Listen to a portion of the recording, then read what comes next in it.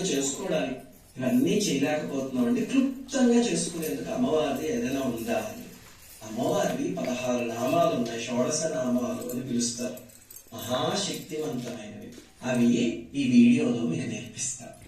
శ్రీ సంగీత యోగిన్యై నమః, శ్రీ శ్యామాయై నమః, శ్రీ శ్యామలాయై నమః, శ్రీ మంత్రనాయికాయై నమః, శ్రీ మంత్రిణ్యై నమః, శ్రీ సచివేశాన్యై నమః, శ్రీ ప్రధానేశ్యై నమః, శ్రీ శుకప్రియాయై నమః, శ్రీ వీణావత్యై నమః, శ్రీ వైణిక్యై నమః, శ్రీ ముద్రిణ్యై నమః, శ్రీ ప్రియకప్రియాయై నమః, శ్రీ నీపప్రియాయై నమః, శ్రీ కదంబేశ్యై నమః, శ్రీ కదంబవనవాసిన్యై నమః, శ్రీ సదామదాయై నమః.